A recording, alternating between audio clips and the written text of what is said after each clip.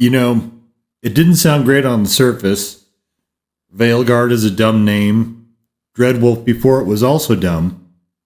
I can't say I'm much, or at all, a fan of the player character being named Rook.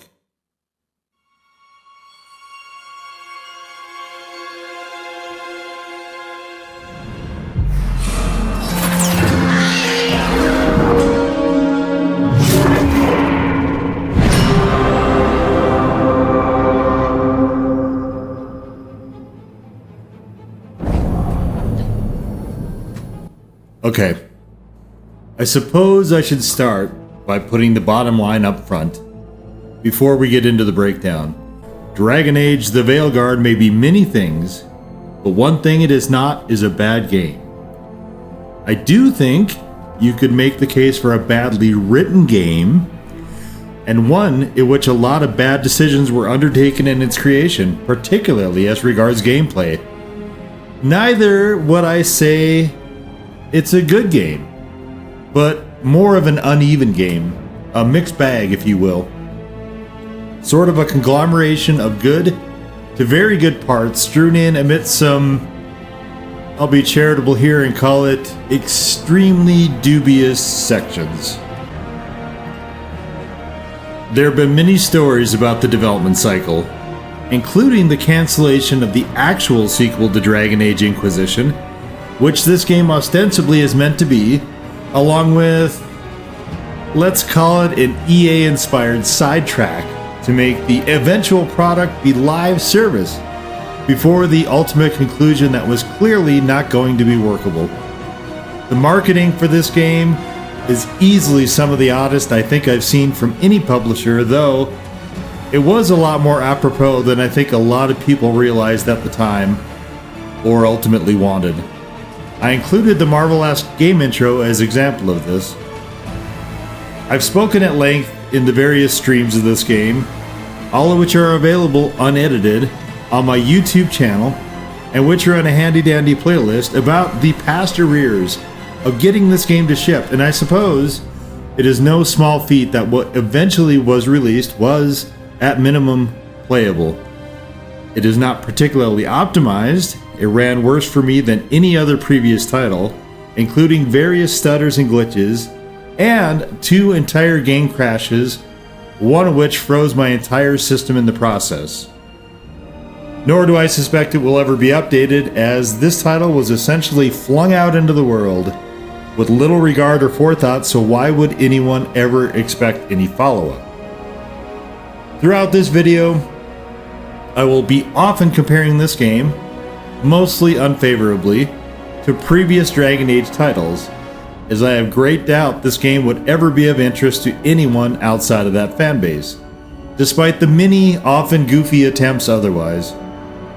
I spent a lot of my playthrough looking for anything this game does better than its predecessors, and largely came up empty, though there were some things, and I will note the things I did find. One of those is that you are perpetually able to change your features and reset the skill tree, which is kind of a cool quality of life improvement, I guess. I've broken my thoughts into segments, all of which are time-stamped.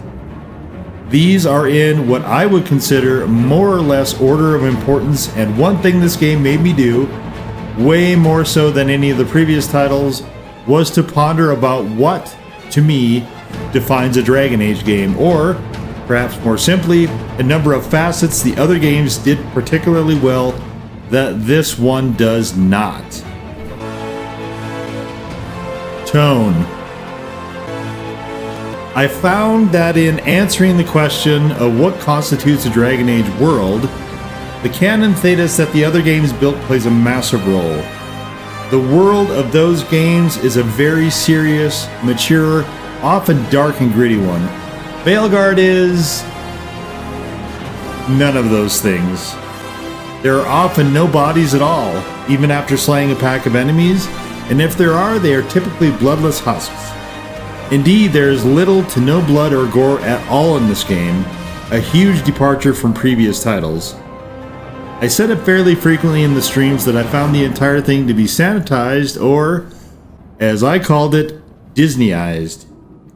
This also extends to the music. I will never call anything from Hans Zimmer bad, but in tapping him, they clearly wanted a movie vibe, and the music frequently has this in spades. At times, it works to effect of being quaint and poignant, and very fitting, and at more times, overly bombastic or otherwise distracting to the point of confusion. I find the concept frequently silly to be talking about realism in video games when that idea doesn't and can't really apply in a literal sense. But perhaps reasonable and or consistent to the established rules of the world is better phrasing. Why it matters is that it all goes back to immersion and being wrapped in the world, to buy in to an extent that you're invested in the character or characters and story. Dragon Age Origins did this particularly well, though I did not like all of the companions in that game, which is also a facet of all Dragon games, including Veilguard. My main issue with Origins is that the game ended. It was an extremely harsh world, but one I wanted to just keep going. This, to me, is the mark of a great game, one in which I wish it just went on and on, at the same high level of quality, of course, and I could just stay in that wonderful created world. The atmosphere of Veilguard comes across more as young adult than anything else, which erodes the mature tone of the previous games and makes this one almost impossible to take seriously. This is not helped by other factors that go into tone, such as the writing and particularly the dialogue, both of which are extremely uneven. This honestly does not really feel to me at all like it belongs with the other games.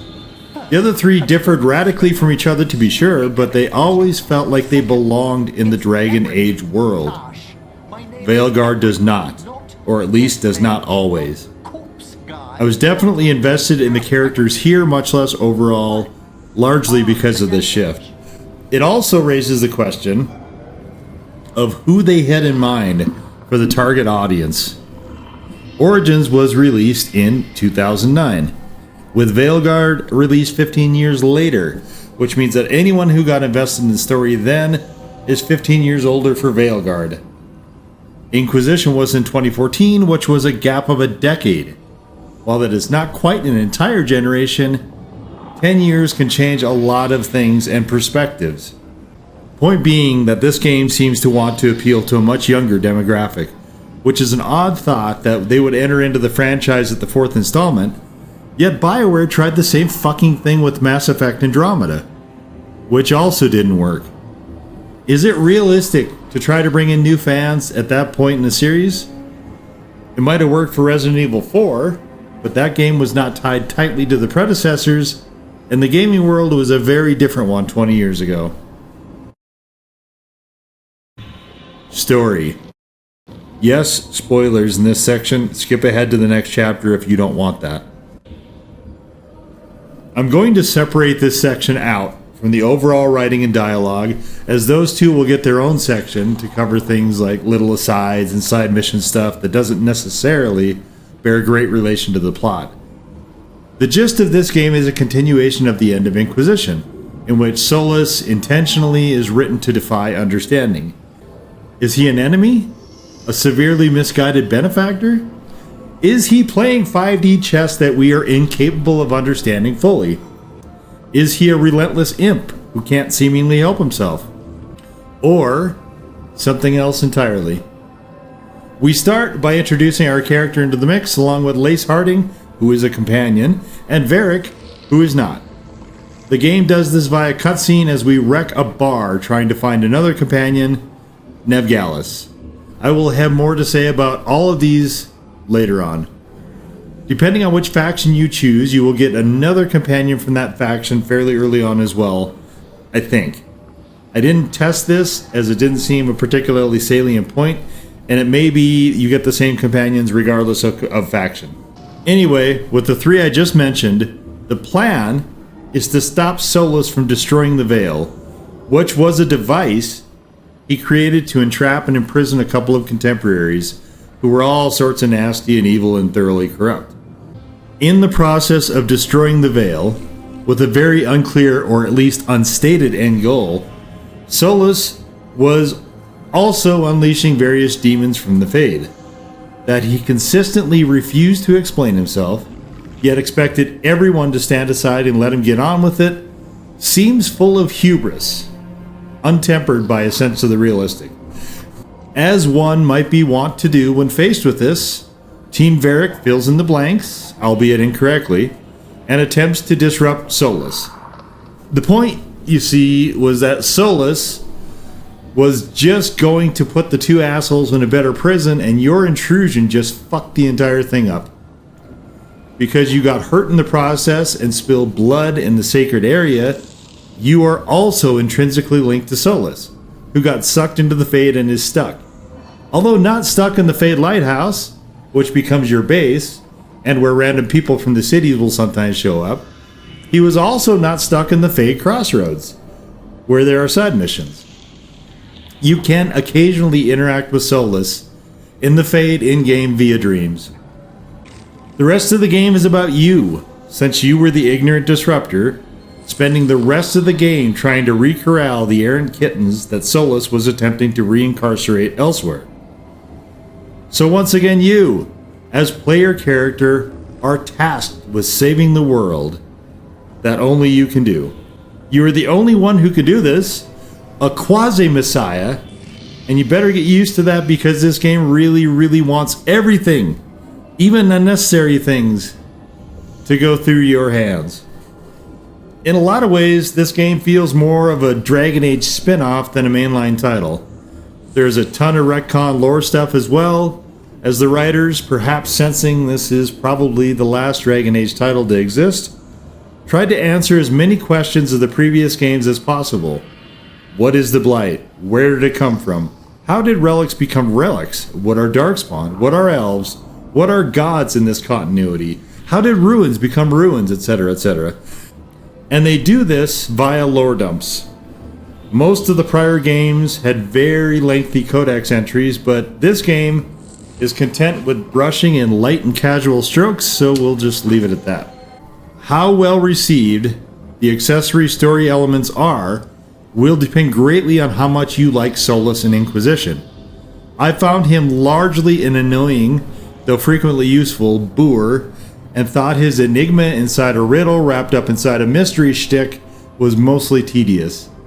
His presence in this game reminds me of the Big Poochie bit from The Simpsons, and this game stuffs in references to Solus quite a bit, because they really would like you to think of it as a Dragon Age game, please.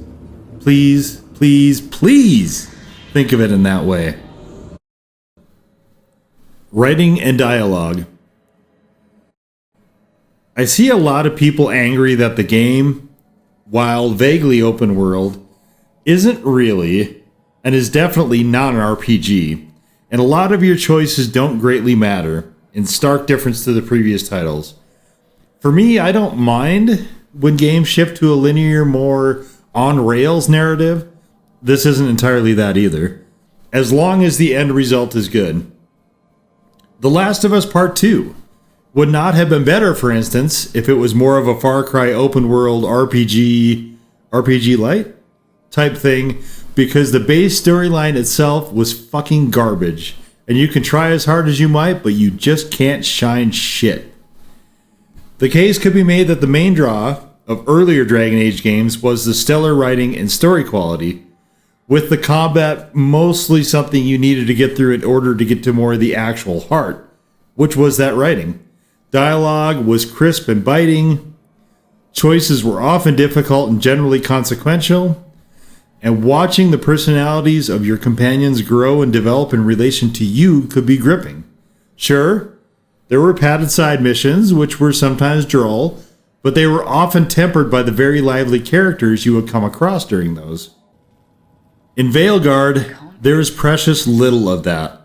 Some of the missions you will get are to have a conversation. Sometimes with a companion, sometimes with various faction NPCs, but the totality is to talk. Once that conversation concludes, so does the mission, which is more akin to a visual novel than an installment in a high fantasy series that should be progressing an overarching narrative. This is, one could suggest, the direct result of the company firing or otherwise losing their experienced writing staff. Oh, the same ones who devised many of the characters being presented here and who created the entire fucking world in the first place. What's that? As mentioned in the tone section, the writing in general is often deeply unserious, frequently juvenile, and generally softened.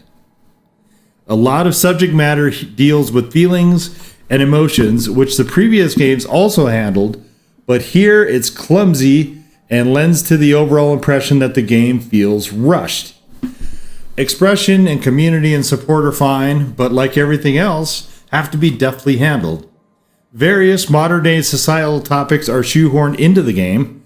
I lost count of how many times I heard the phrase non-binary, but unlike the prior entries, those topics are dumped unglamorously into your lap, as a dog might drop a thoroughly chewed, filthy dead carcass at your feet. The prior games dealt with these same issues with care and grace, which this game cannot be bothered to spend time on. By way of example, there is a character called Emmrich, who is a minor villain in Treviso, home of the Antivan Crows, who, like most of the other factions, are partially neutered in this game. Anyway, Emmrich is evidently non-binary, which the writers decided would be best to portray by repeatedly writing the dialogue around that character in such a manner as to draw attention to the they-them part. The message is clearly intended to be that you never know who is non-binary, when even a villain has they-them pronouns and everyone in the world of Thedas accepts this as normal, which, fine, but to broadcast that element with the degree of repeated bluntness that they do, particularly given the setting, is striking in a way perhaps other than what they meant. There is a reason the old adage about showing not telling, particularly in relation to visual media, still holds weight and validity. As opposed to previous entries, in Veilguard, your dialogue, like Fallout 4 also managed to do, bears little resemblance to what you pick on the wheel, and often those choices do not reflect either a different choice at all, or a choice that you yourself might wish to make. The RPG part of the series has been excised in favor of a fairly linear and heavily curated narrative. The dialogue is often some of the most hacky and cliche-ridden drivel I've had the embarrassment of hearing in a video game, with no character immune to this, though Neve seems to be the worst offender by a very wide margin. It's not great in any game, but given the high bar other Dragon Age games have set, it's beyond jarring here. This is not to say the writing is all bad. Indeed not. It vacillates wildly, with some of it quite functional and outright good. Some of the characters are fleshed out much better than the others, and I suspect this is a function of the devs picking the bones clean of both the aborted Inquisition sequel, as well as whatever they could use of the game that was meant to be live service. With this few companions, everyone has to play a specific role or fill a specific necessity, and a few of these are somewhat unclear as to their relative value. Even when it is clearer, that value is marred by how this game orchestrates gameplay. More on that later. In addition to being the Messiah, the writing also frequently places you in the role of parent. In this role, you, as a seeming adult, have to go resolve the petty squabbles between other adults who are behaving, somehow, as adults who have apparently never interacted with other people. I suppose this is meant to be you as the mediator, the decider, the judge, the arbitrator, the Messiah, and is probably intended as wholesome. Don't you see? We can all just just get along and stuff. But instead it comes off as grating nonsense. It's almost like someone described the other companion conflicts of the better games, and they wanted to include something similar here because, you see, they really would like you to think of Veilguard as a Dragon Age game. Please? Pretty please? Graphics and visuals. This section, like the previous entries, also ties into overall tone. The roots of this game as a live service title are readily apparent in the color scheme, which seems more fitting to a multiplayer hero shooter than a dark fantasy game, even though they at least sort of attempted to address that here and there. In an odd bit of coincidence, I played through a game called Agents of Mayhem from the dearly departed Volition a couple months prior to this, and the color palette parallels were striking. This is my character, who has an Irish accent. There are a total of 4 female voices I could have chosen, or I think 4 male ones, were I inclined in that way. What you see here is a culmination of a few minor edits throughout the first 7 or 8 days or so of my playthrough. So this is maybe around the Omicron version or so. The much ballyhooed character creator, which I figured before the game launched, if it was so fucking great, they should have put it out as a standalone so that people could play with it and perhaps thus be enticed into using that character in game. So, that massively hyped character creator, well, it's kind of shit. I understood pretty immediately why they did not put it out as a standalone, potential technical limitations notwithstanding. I may as well address this now. Yes, your player character can be trans. There are a lot of things in the game attendant to that decision, if you opt for it. A lot of those elements unique to that decision, and which will appear even if you did not make that choice, seem like writer self-insertion. I will leave it to everyone to decide for themselves if Dragon Age is about questions of identity in that way. For me, it is not. But in this setting, that facet comes across as thematically dissonant at best. The other elephant in the room... Okay, fine, you win. The hair is great. The hair is everything. The hair is all. It's wonderful. I loved it. I'm going to see it again and again. I laughed. I cried. It's much better than Cats. Except if you want color. If you want some unusual colors for your hair, or your eyes, or multicolors, you can just go right out and get fucked, bub. We'll have none of that here. Except purple. And maybe teal. Yeah, definitely teal. That's a good one. And aquamarine.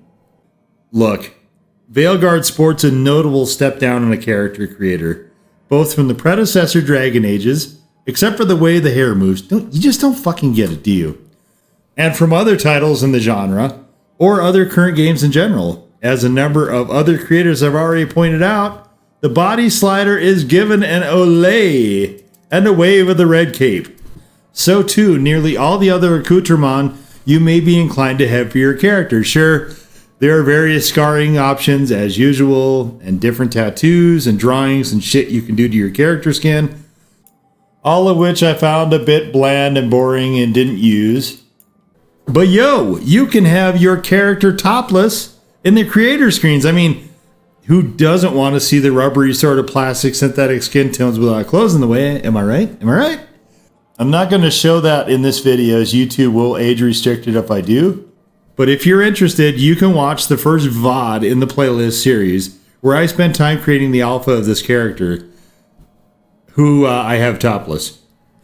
You can also turn game nudity on in the game settings, which seems only to apply to the character creator, and as noted, only topless. You can't have your character entirely nude for reasons. Like, why bother with any of this if you're going to be so half-assed about it? That trend, though, is somewhat par for the course with BioWare's newer titles. In Andromeda, you may be inclined to romance Vetra, such as I was. The other games in the series were not exactly shy, and with new and improved graphics and progress, damn it, maybe we could just go on and satisfy some biological points of curiosity. No. No, we cannot, because the devs are abject cowards. Obviously, in Dragon Age, we're not dealing with outright aliens. Instead, we have differently shaped humanoids. But the entire thing still feels like a bait and switch. In fact, in Veilguard, if you happen to have a female character, as I did, who is also a lesbian, as I did, the only female chest you can ever see is your own. Overall, Veilguard is not a very visually interesting game. It does best with the sweeping and grandiose vistas you encounter here and there, and the Eclipse section towards the end was pretty cool. Some of the concepts and areas are good, and I could see where they were going with many of them, but generally the devs never quite got all the way there. During combat, there tends to be a lot of flashy shit going on screen at once, especially where the area is reduced, to the point where you can easily lose track of what's going on.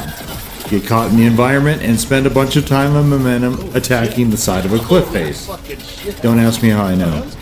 Your enemies, however, will still find you an easy target, whether they are on screen or not, whether your character is facing any of the degrees of the compass where they may be or not, and they will continually attack. This is fun, right? This is the gameplay gamers crave, right? I'll discuss combat more in the next segment, but we'll leave it for now. Let's talk about the Blight. In Veilguard, it is presented in as gross a fashion as possible, with not quite oozing pustules that look like overgrown pimples with decorative frosting gel dribbled across them. Sometimes they glow red, and you, but only you, Messiah, can shoot and destroy them, but most of the time they're pale and just exist to be obnoxious. These are accompanied by tapered shit tendrils, which also sometimes move. Also, certain enemies can summon the shit tendrils from the ground, which is a major pain. The Blight soldiers, the fabled darkspawn and ogres and so on, all have that same decorative frosting gel lines, and sometimes have glowing blight zits for heads, or on their backs, and frequently will sprint at you. Seeing what was a good and substantial enemy design morphed into these rubbery, vaguely android things. We'll get into this more in the gameplay section, but these are a total downgrade. So too the Blighted Dragons. The regular dragons are fine and more or less one of the few consistent elements with previous games, but the Blighted Dragons look tumorous. Also in this game, there are a lot of dragon fights, probably more than in all the other games combined, as if someone took the series name just a bit too literally. I will say the weapons and armor look pretty good, though I did find it kind of wryly amusing that you could spend your in-game money on appearances for those things, which is probably a live service holdover. Like Inquisition, none of the companions are hugely attractive, with the possible exception of Bellara, and maybe on a much lesser scale, Lace Harding. Not content to stop there, BioWare nerfed all the cameos pretty badly. All the figures across the entire game have an artificiality, a sort of cartoonish quality to them, which is quite off-putting. Gameplay and combat. Before I get into the grit, I want to make special mention of the maps, which are exceptionally awful. They do have maps of the areas, yes, but the things they decided to add to the maps, such as the one shop out of the dozen or so in Treviso, for instance, is asinine.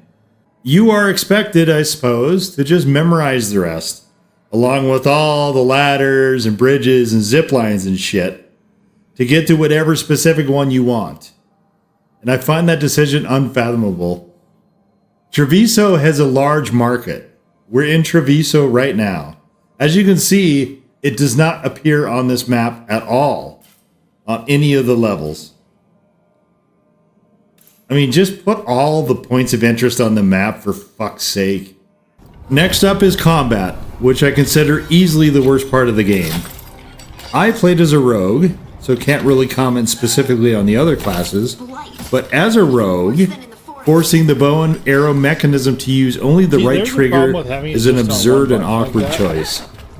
In older games, it would be either or, as in either blades or bow and arrow. Once it's drawn, I don't... Here, it's both. But why? They tied up the left trigger, which most games would keep for aiming, for the fucking combat menu thing. To use the right trigger, which sucks, hold to aim, release to fire. But you have to hold it longer, you see, to build the charge. And if you move any faster than a very slow side strafe, you will have to re-click again to start the process. Given that the enemies are usually flying directly at you by then, this is not really functional. Back to the shit combat, and I'll try to keep this general as I guess it would apply to all of the classes.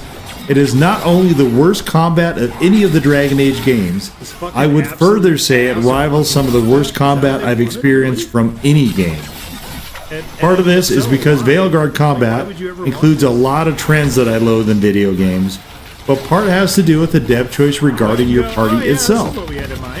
One of the biggest differentiators for me between Dragon Age and Mass Effect, beyond the settings, tone, etc., was that Dragon Age was a party of 4 and Mass Effect a party of 3. Veilguard goes the Mass Effect route and thereby creates attendant problems. Here's an example. On one of Taash's later companion missions, you're supposed to track their mother. Because the game does not also force you to choose the actual detective Neve, or have the characters say Neve should be along, which would be made a lot easier if the party were 4, since the game incentivizes you bringing along whoever your romantic choice is. They have to turn Taash into literally snorting the various clues and putting out lines like raspberry jelly, which is A, a line of dialogue somebody actually wrote, and B, presented as if Taash finds the prospect that someone else wouldn't know the smell of their own mother's blood is ludicrous. To the combat mechanics, look, I'm forever going to be irritated about the Souls-like trend, which I'm nervous has forcibly face-fucked gameplay beyond repair. The newer God of Wars are a great example of this, where they took formerly nimble and tight gameplay and reverted Kratos into a lumbering ox. They paired this with a switch from combat-focused to story-focused, so I can kind of forgive that, even if prevailing Nordic lore is thrashed to oblivion repeatedly, but the story was overall good-ish. Here, we have oxen movement, again, as if your character is perpetually wading through ankle-deep blood the entire time. I would say water, but water here makes you instantly drown for the most part. This pace forces you to either take forever to actually move anywhere, or to sprint constantly. The patented delayed button input is present and oh so strongly in the mix. This is particularly awesome when you have mobs on the screen and they're all sprinting at or teleporting to you or hurling rapid projectiles. You can neither move nor dodge roll fast enough or far enough to avoid these at times, as all of the enemies generally not only move faster than you but much faster than you, and it's almost like this game does not believe iframes should exist at all. I especially like how a lot of enemies will also ignore when I specifically turn invulnerability on. Very nice. Unlike in previous games, your companions are dramatically less use in these fights no matter how much you upgrade them, so it's up to you to kill everything. Messiah! I'm not downplaying this even slightly. Your companions will not generally do things unless you directly tell them to. This is a nuisance in fights, but there are specific environmental roadblocks that only your companions can do, and yet, even if they comment on them, they will not act unless you pull up the submenu and intentionally direct them to do it. The submenus are decidedly not great, and forcing the player to use them in the middle of combat means you might not manage to predict a roll correctly enough and are going to get pasted a good one right in the kisser. Just shellacked. Because your companions are programmed to be worthless, unless directly directed by the Messiah! In none of the other games was this the case. In most of them, you could lead the charge, or you could play tactician, or long-distance bomber, depending on your preference. In this game, that's out the window. You have head scanners that will sense you and congregate on you the second you enter the battle area, even if you're behind cover. If you decide to use tactics anyway, such as I tried to do, and get to a place where you could snipe, for instance, nope. They will track you whether or not you break line of sight. In many instances, I would have both of my party members focusing attacks on a single enemy for the 30 seconds or however long it takes before they get distracted, and decided to run to my position. And they would both be engaging the enemy, and the enemy would ignore them both to attack me instead. Over and over this happened to Veilguard and should have occurred never, which is how many times it would have in the previous Dragon Ages. Don't worry about what I'm doing. The lines of the battle area are extremely arbitrary, and if you leave the area, your companions will also leave, usually sprinting to wherever you go to hang out, I guess, and the enemy combatants become immune and sometimes fully heal. The companions will also not reliably engage the enemy if you're running around trying to kite combatants into position. Unlike the other games, you can't just tell your party to be aggressive or defensive and leave them to their devices. No, You have to actively hold their hands and wipe their snotty noses and stinky asses for them. All of this is complete unenjoyable trash, to be clear. This would be less egregious if combat was any good, but it is not. In yet another stupid trend, enemies are overly tanky, which means, if you're me, you go into a loop of hitting a power move, either as a combination with your companions or by yourself, sprinting around with maybe more hit and runs until you build up enough momentum for another power move, then doing another power move, and then rinse and repeat. In a lot of later fights, the enemies shrugged my solo power moves off. They took damage, yes, but decided they strongly prefer not to be stunned, and usually attack me immediately after, sometimes during, which of course disrupts any follow-ups. If it's a boss fight, then you can add trying to find a solid object to hide behind, but more or less the same pattern. I was playing on normal, as a rogue, and you can't do enough damage to end fights quickly, at any of the higher levels, so extremely boring, dull, tedious fights just drag on and on to the point where I would both try to avoid them entirely and end them as quickly as possible because they just suck so incredibly much. The bosses will also sometimes recharge their health and or armor during a fight, which makes it take even longer. I intensely dislike games wasting my time, and a lot of these fights were way too close to that for comfort. Another despised trend included here is that of teleporting enemy combatants. I single this out because there are a lot of these fucking things in this game. Hey, you know how you upgraded your skill tree to do this awesome combo thing? The skill trees are overall fine, by the way, but remember that? What if, instead of your character doing that combo thing, we have the enemy teleport away in the middle of it, or right before the conclusion? That'd be cool, right? Then they can teleport behind you and do damage, while you try to U-turn your battleship of a character enough to try and respawn. So cool, right? What if we always did this? So that you had to basically just do hit and runs over and over, which definitely will only slowly wear down the over-tanky enemies. That's great fun, right? What an awesome battle. I mean, whew, am I right? But wait, there's more. I don't love reused areas, but sometimes you have to cut corners, and if there's a valid in-game reason, I'll give it a pass. Here, certain regions just get reused because certain regions get reused.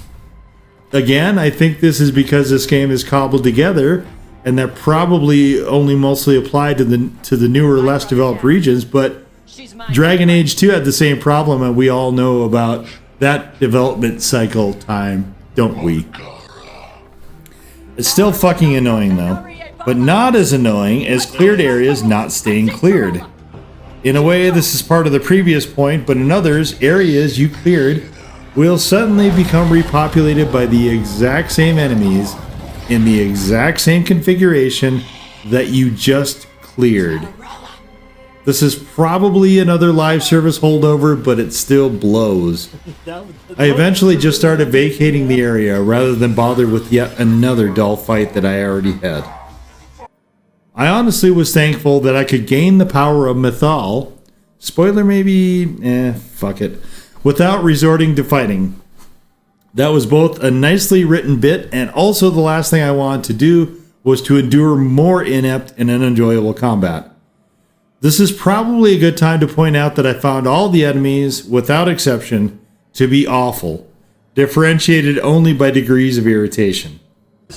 Around the 73-hour mark of my playthrough, something broke, and I did a thing I rarely do that late in the game, and which other creators mentioned they also did with this title, and adjusted a couple of elements of the combat difficulty, as I was over the artificially extended fights.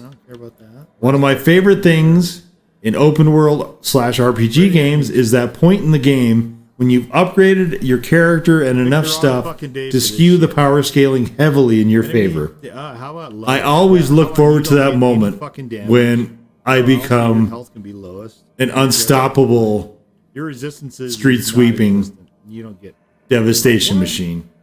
I look forward to that. One more trend I loathe is devs deciding to ignore that and have the game always be a challenge always. But I do appreciate that if this game was going to deprive me of the overpowered joy, as Veilguard did, at least it also gave me the option where I could just create it myself with the menu sliders. But hey, shitty combat is one thing. What if we throw some other poorly done mechanics in, say, platforming?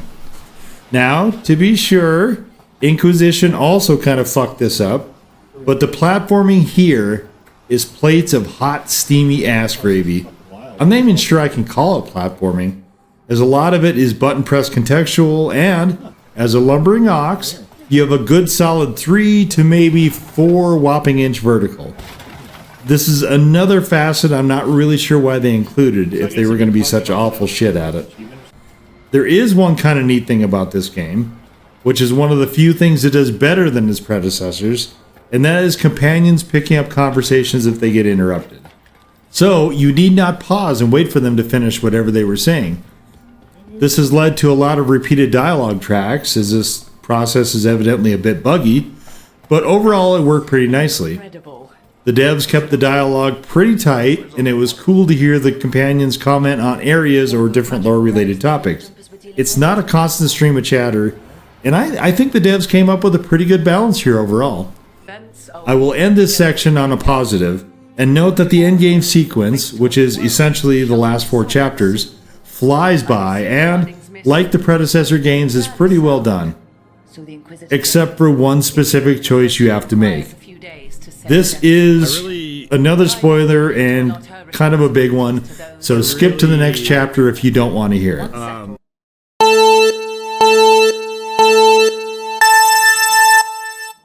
Ready? So who will it be?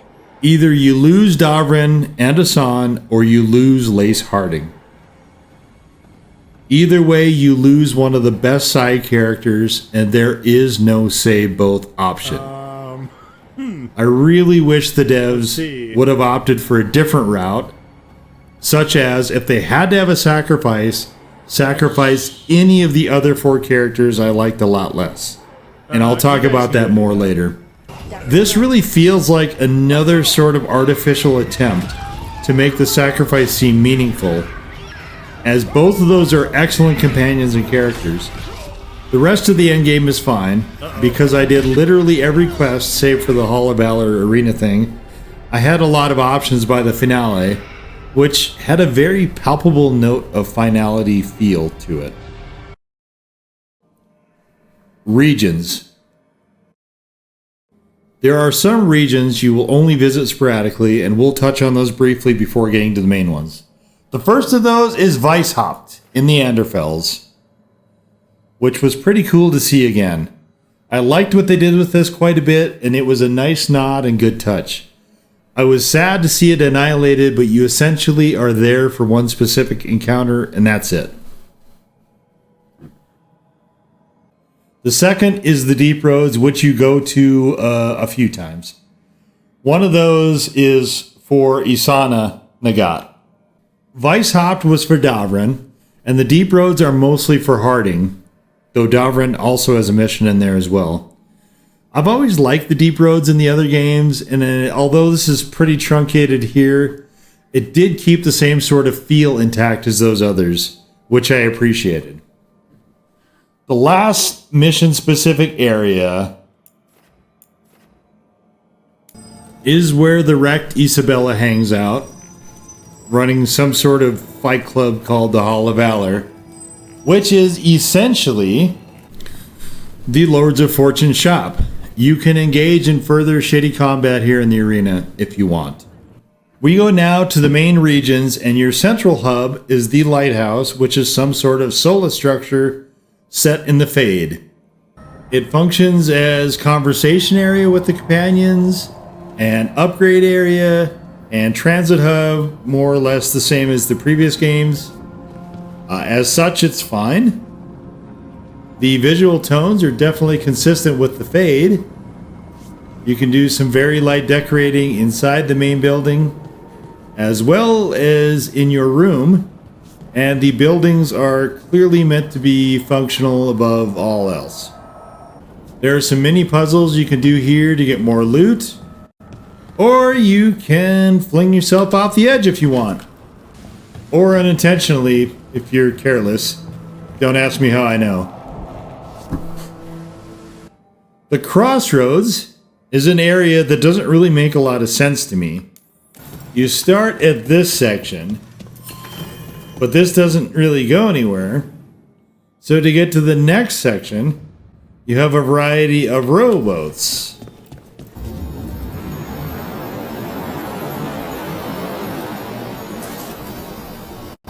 Boats which are rowed, I guess, by the caretaker,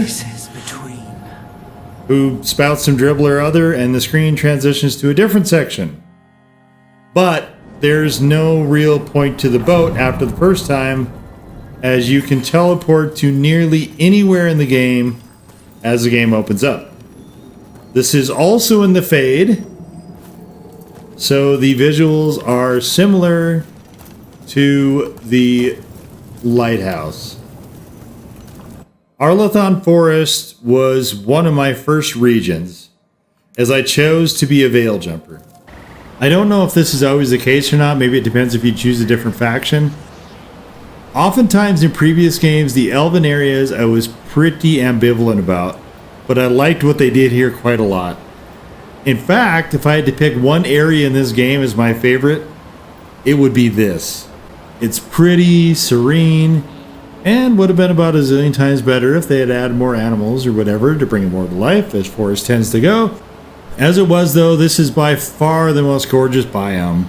Epic, grand, and all in all, a pretty fun area. Lovely, sunny, enjoyable to be in generally. Though I didn't always love how the devs tried to add verticality. I suppose that's not really a function of the area per se, though, which is, as noted, marvelous. This also happily seems like the region in which you spend the most mission time. This is the only area I liked 100% of the time I was in it. I'll just say it. Arlathon is another of those few things Veilguard did or does better than his predecessors. This home area of the elves is done to the nines, and I can't think of any of the previous games that did it better. Minrathous / Docktown.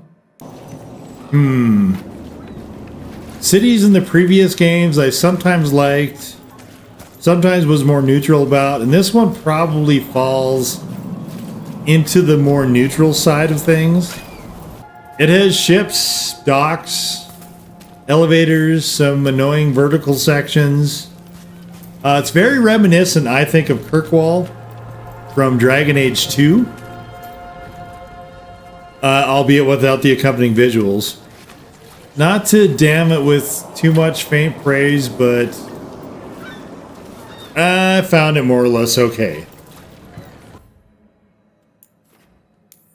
Treviso is another one of my favored areas, and one in which the seaport city is done much better. The architecture here is nothing short of fantastic, and if you're a fan of European cities, you will also find much to love. The city has a sort of alluring romantic aura about it, with perhaps secret liaisons awaiting one in the shadows, or perhaps a nasty dagger between the ribs, or maybe, just maybe, both. Who knows what awaits? Some mysteries, surely. Treviso has a lot of pomp, and a certain je ne sais quoi to it, as befitting a home of Antivan crows. From there, we go to one of my least favorite places, the sort of extended mausoleum necropolis, which is like a long, extended, dirty tomb. Why does this exist?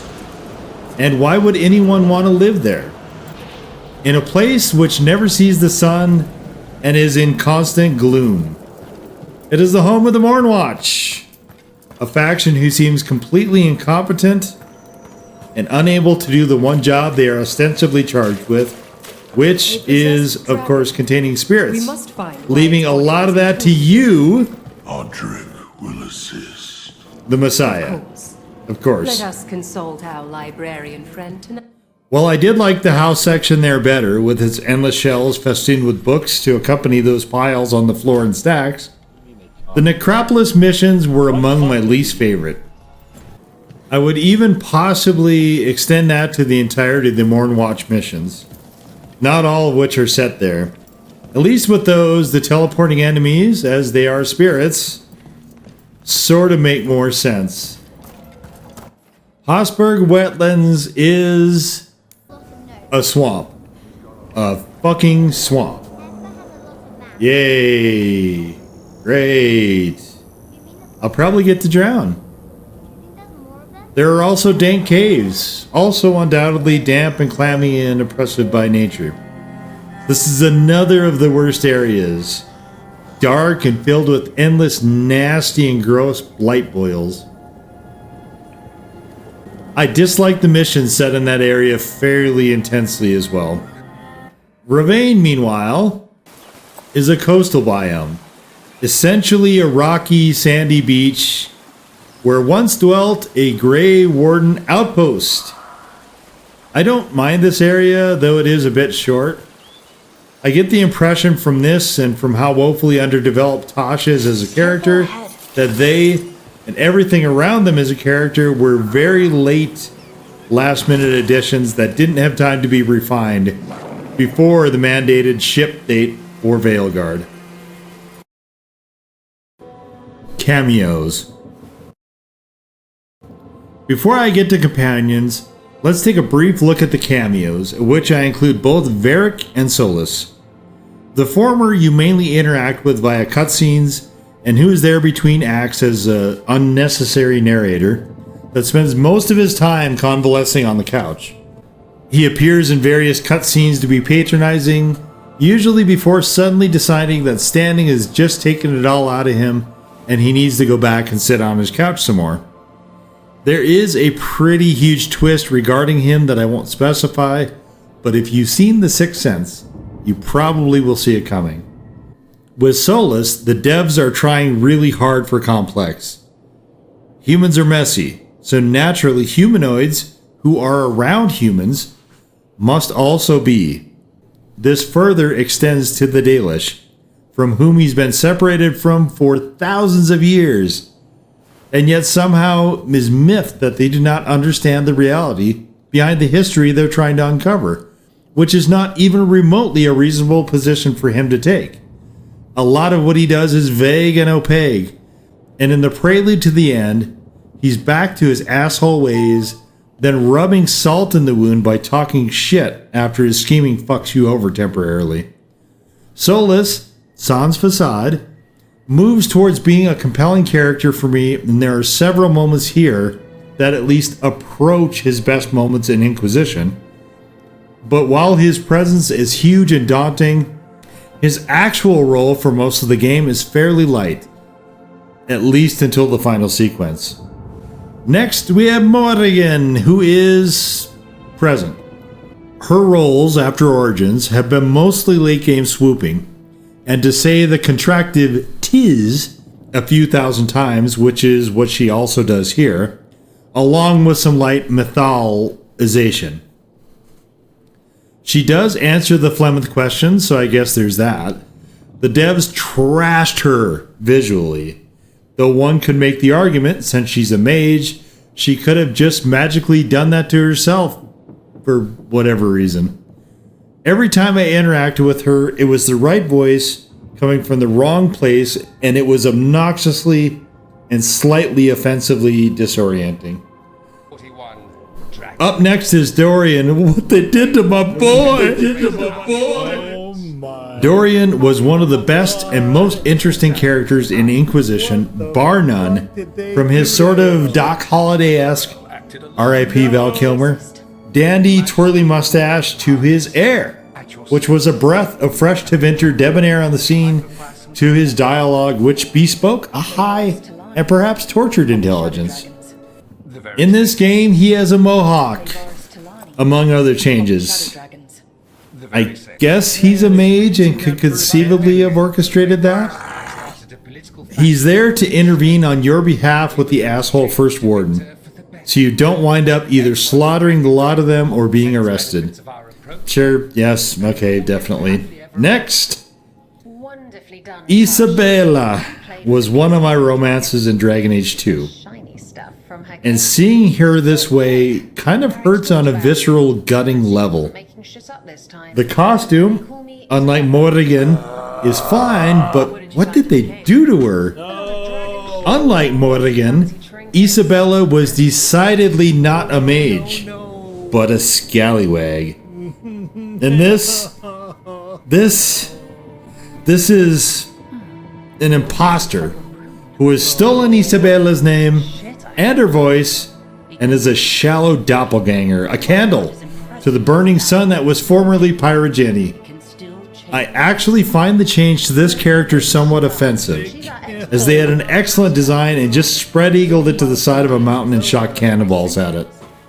Repeatedly.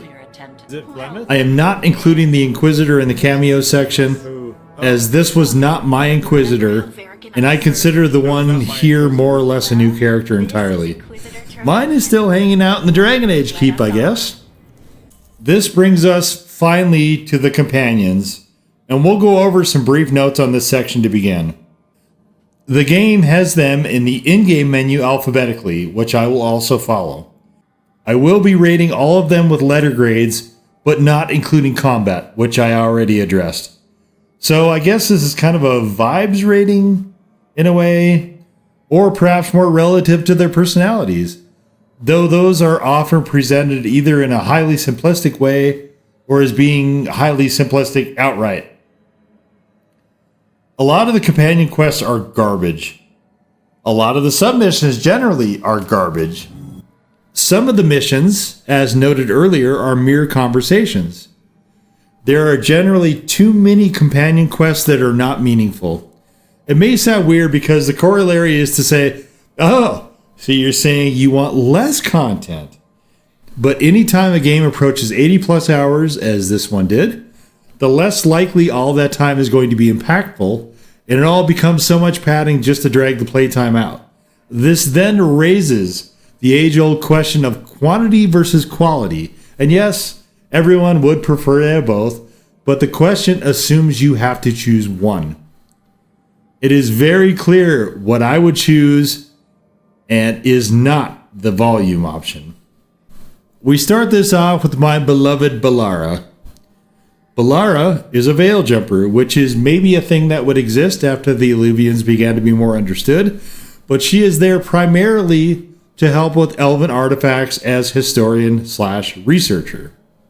One of the things about the companions is that they will often not be in their rooms. This is Bellara's room that I'm just showing you before we get back to her. She actually is in the kitchen right now with Lucanis.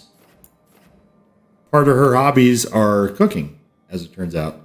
Anyway, since you're dealing with ancient, cranky elven personalities, and because we need a representative for the big three races from the previous games, this is fine. Literally the second I saw her flying through a portal in the Marvel-esque ad trailer, I was smitten. She became my instant first romance choice.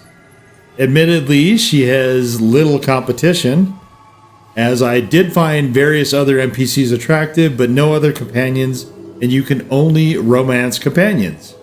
Bellara may seem like a spazzy ditz, but there's a whole lot of depth under that surface.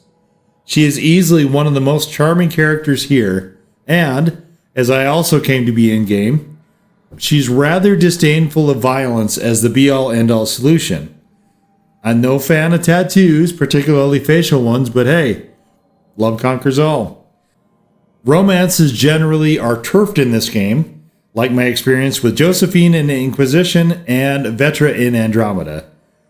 As I'm only comparing Dragon Age games here, we will leave Miss Nyx to the side, and I'd put Bellara as roughly equivalent to Josephine in Inquisition and above Meryl from Dragon Age 2, but below Isabella in Dragon Age 2, though all of them are well below Leliana from Dragon Age Origins. Bellara's missions were also generally quite enjoyable, and she gets an easy A. Next up is Davrin. Davrin is an elven Grey Warden. In Origins, you, as player character, are a Grey Warden, while in Veilguard, you, as player character, are Messiah, the leader, Messiah, the glue, Messiah, the wild card, Messiah, the dark horse, who is going to save the world after potentially ruining the world by saving the Veil. Back to Origins for a moment, the narrative largely revolves around the Wardens as being the only forces that can stop the Archdemon and subsequently the Blight.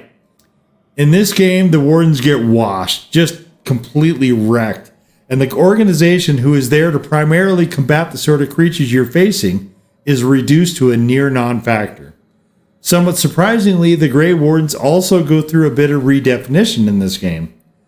As far as Davrin as representative of that group, part of his narrative is to find his place both within his elven past and his current Warden path.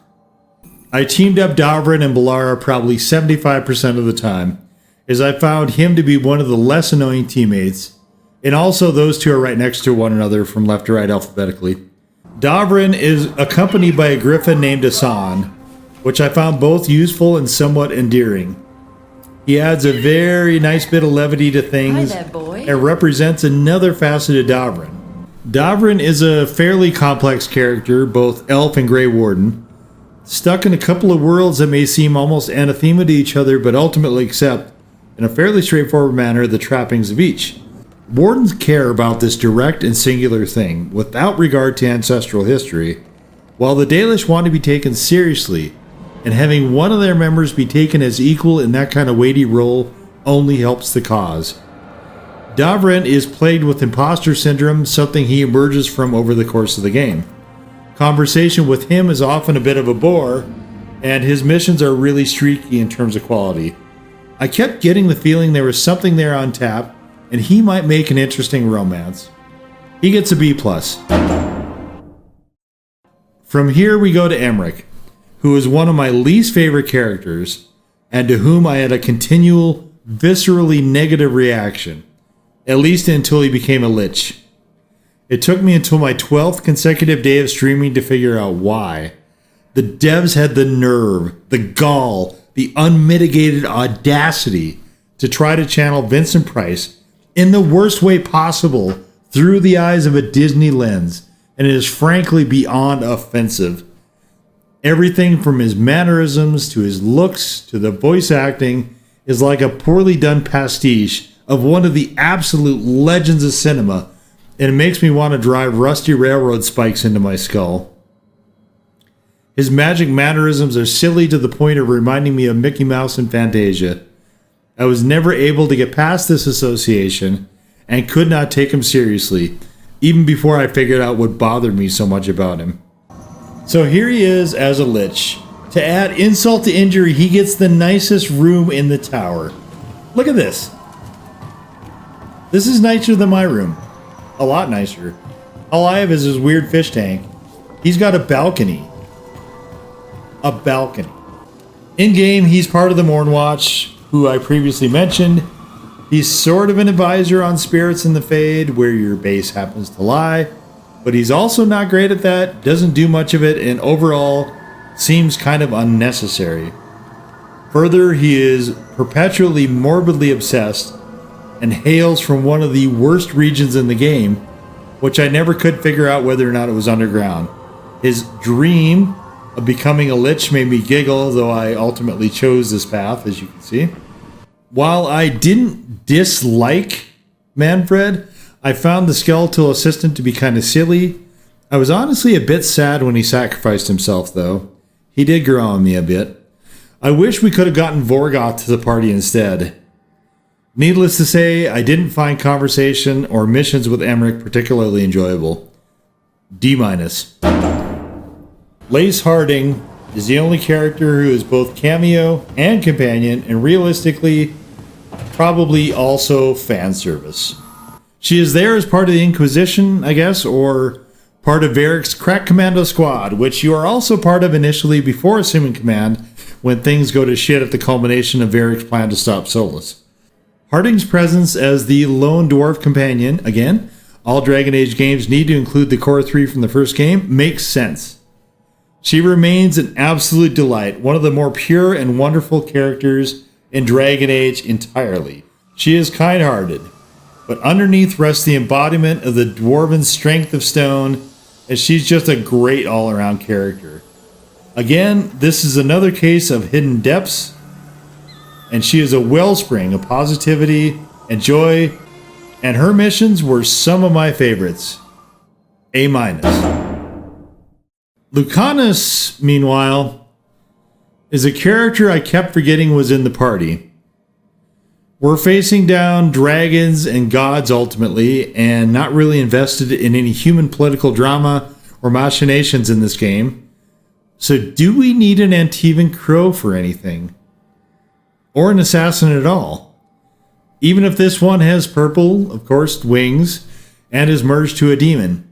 He's supposedly a mage-killing expert, which, is that what we need? He's supposed to be aces at killing Venatori mages, which is not an aspect I observed once ever. I found myself liking Spike quite a bit more than Lucanis himself, who seemed to enmesh his entire personality in coffee. I'm probably being unfair here, but I found him overall to be kind of boring and forgettable and nowhere near living up to the hype surrounding his mystique. Though I did love Treviso, and at least liked most of his missions. He reminds me of Zevran, who I similarly did not like or use in my away party much. C-. Neve Gallus is the character I'm most conflicted about. She first comes into the party as a mage detective, who just might know some things about some things, and has seen some things, and also might just know a thing or two about things. She was smug and condescending, almost aggressively so, right up until Minrathous was waylaid by a dragon attack. She represents the shadow dragons, who are, they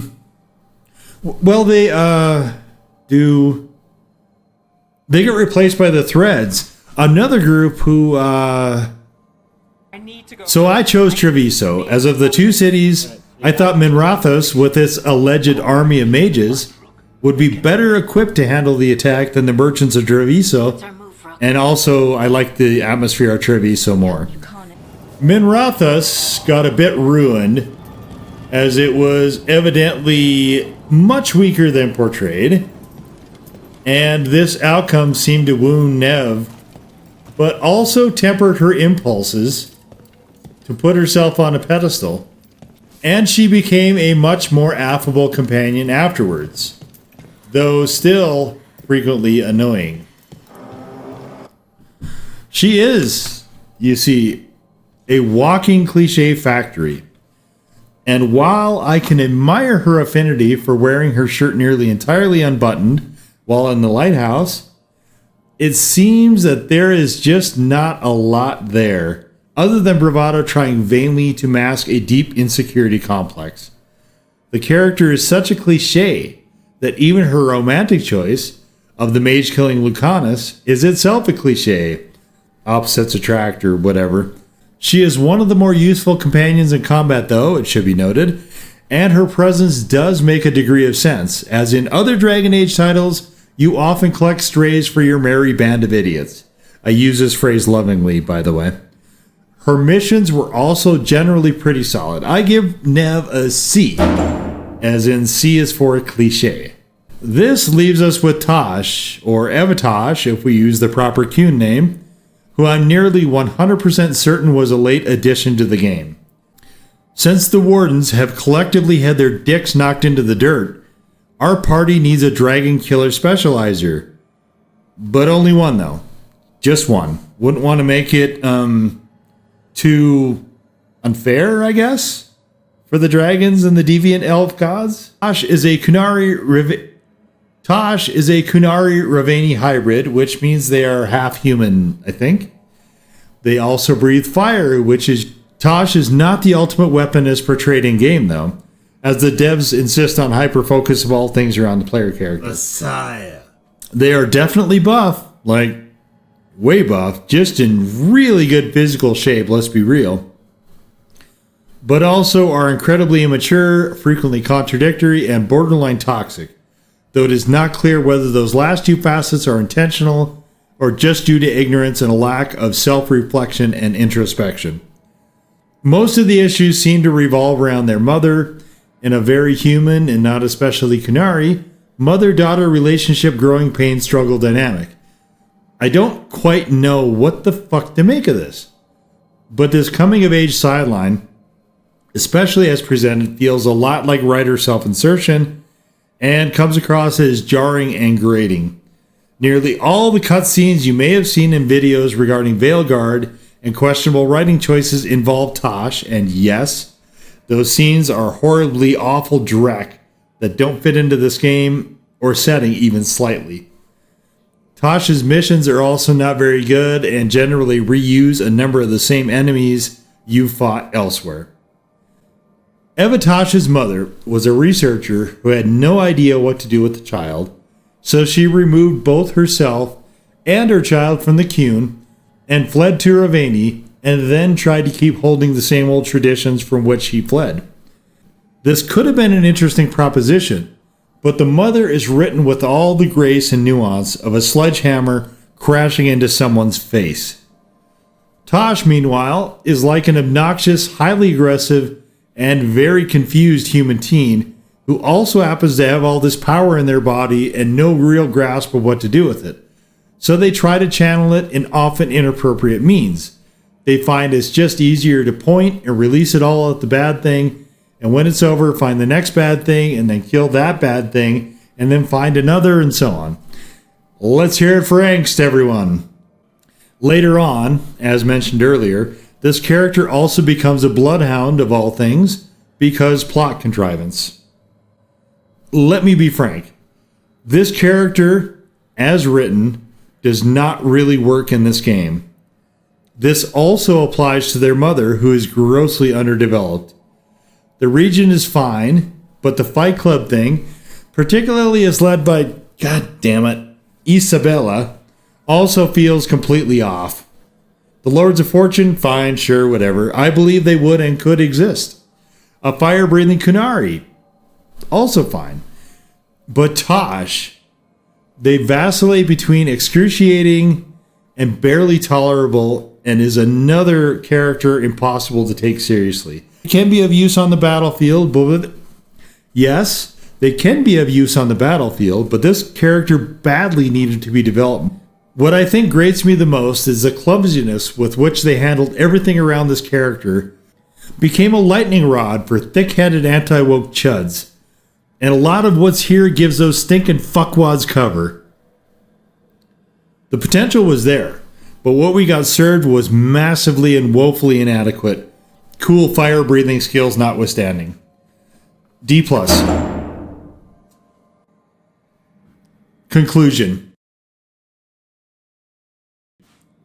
So, there it is. A breakdown which was meant to be comprehensive but not exhaustive. I do think there are strong points to this game, and I finished it after sinking around 90 hours into it. It is my least favorite of the Dragon Age games, and not a game I would say is a must for Dragon Age fans. Solus fans, probably, but Dragon Age fans, not so much, and only if they have a fairly high tolerance for disappointment. It is the weakest in the line, by a lot, and the glimmers of solidity, of quality and care, and the hinting here and there at the more skillful writing and execution we knew in previous titles, do not make up for the bad parts, which are plentiful and overshadow everything. BioWare has already announced there will be no DLC, and this game did not come even remotely close to performing to EA's fondest hopes and desires from a sales perspective. So this is probably it. The coda to the saga of Thetis.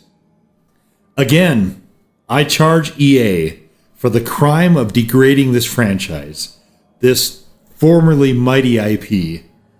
But I don't think BioWare is innocent. As former BioWare writer David Gator recently remarked, it was good until it wasn't, and it was better when the doctors were in. I believe this to be true and reflected in the output. And ultimately, most of what I feel is sadness at the game that could have been and wasn't. The fitting conclusion for the fans, myself included, lost. A promise of a tomorrow that will likely never come. And the potential probably forever unrealized. Thank you for watching.